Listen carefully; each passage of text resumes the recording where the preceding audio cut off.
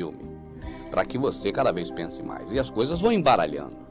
Mas daqui a pouco, quando começar a desembaralhar, você vai ter uma visão da questão da Páscoa e outras que surgirão também com essa da Páscoa. Você vai ter uma visão que você nunca teve na sua vida.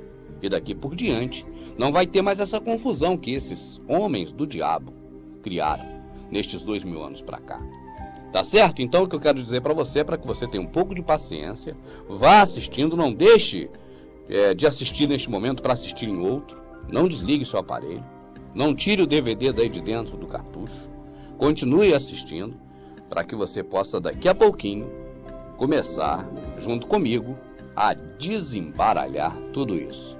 E eu me comprometo, no final do DVD você vai estar realmente bastante informado e bem informado, e com a mente bem arejada sobre essas questões embaraçosas que estão aí embaraçando a sociedade e levando a maioria ao erro já há muito tempo. Vamos lá. Nós falamos aqui sobre a Páscoa na visão do mundo, da sociedade. Nós lemos um site da internet, lemos também a visão do Wikipédia sobre o assunto e falamos também sobre a história dessa deusa austera, da forma que se conhece, da forma que ela é conhecida por nós. E a Páscoa judaica? O que é a Páscoa judaica? E o que é a Páscoa cristã? Vamos começar a desmiuçar esses tipos de Páscoa para que a gente possa, então, no final, esclarecer tudo isso.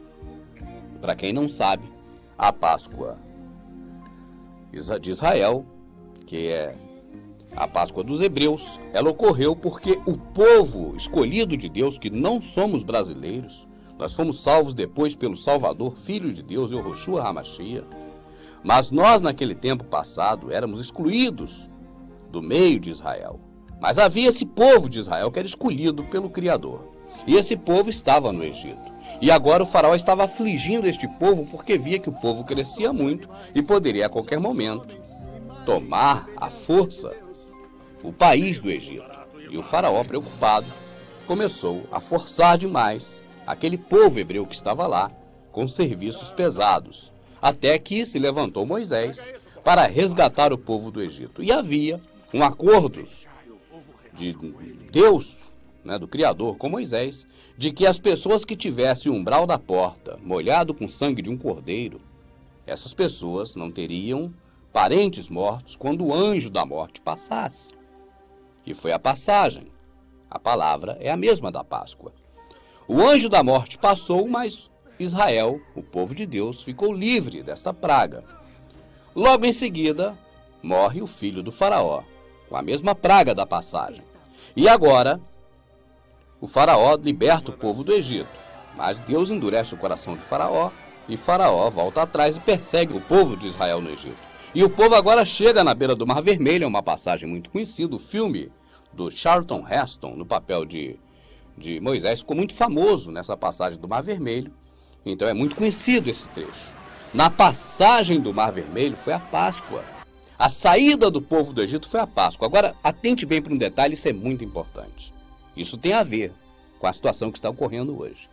É um aspecto incomum da Páscoa dos hebreus, do povo de Hebron, o povo de Deus, o povo de Israel, com o que ocorre nos dias de hoje e o que vai ocorrer no futuro. Abre um parênteses. O nome deste vídeo é A Páscoa que Não Passou. Por quê? Vai ouvindo. Olha o que acontece.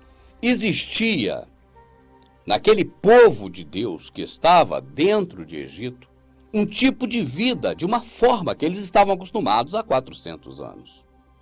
E aí o que acontece? Nesta passagem, houve uma modificação na vida daquelas pessoas. Houve uma nova ordem, não mundial, mas local, para aquelas pessoas. E agora o povo estava fora do Egito, a passagem já ocorreu.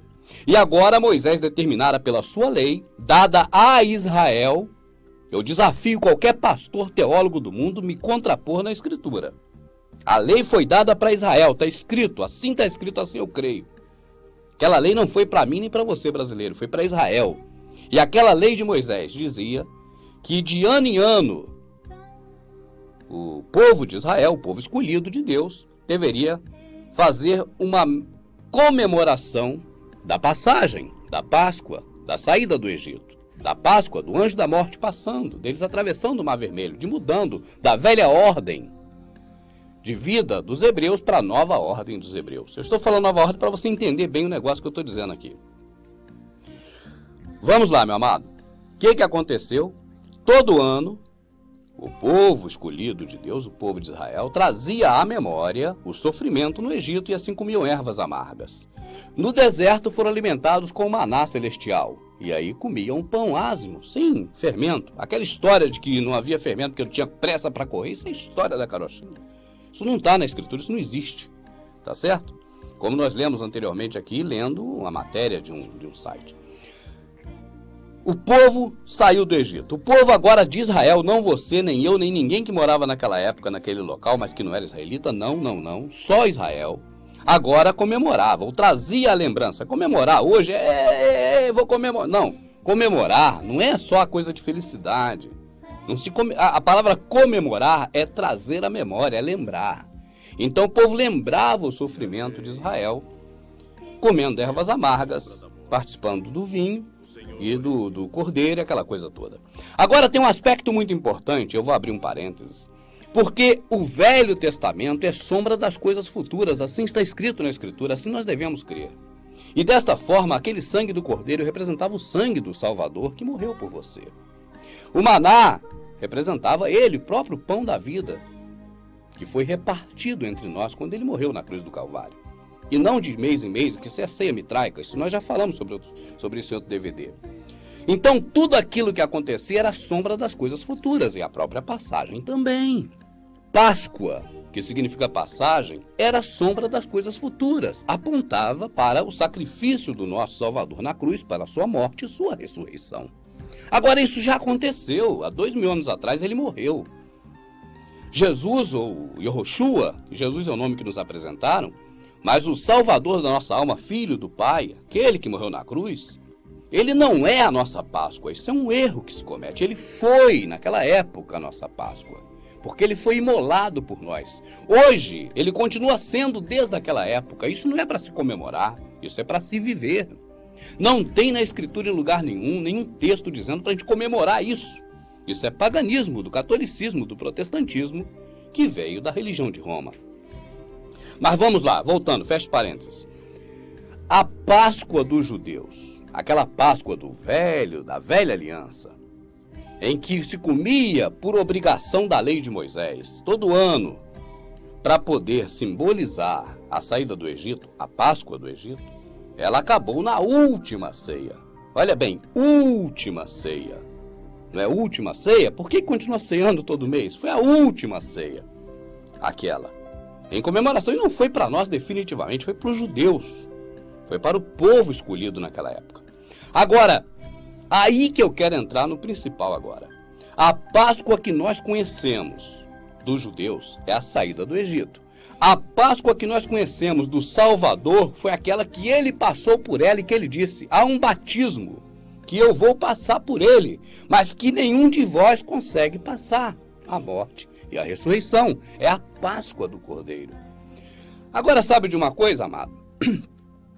O que tem a ver, pergunta, o que tem a ver a Páscoa do Salvador, e eu já não falo Páscoa cristã, porque Páscoa cristã é invencionismo, é o que está aí, é esse lixo que está aí, essa mentira que nós vamos esmiuçar aqui hoje. Mas o que tem a ver a Páscoa das coisas do Criador, lá no Egito, na saída para Canaã, a Páscoa do nosso Salvador morrendo e ressuscitando, com esse lixo que está aí hoje, o que tem de característica daquela Páscoa com essa hoje de austera, de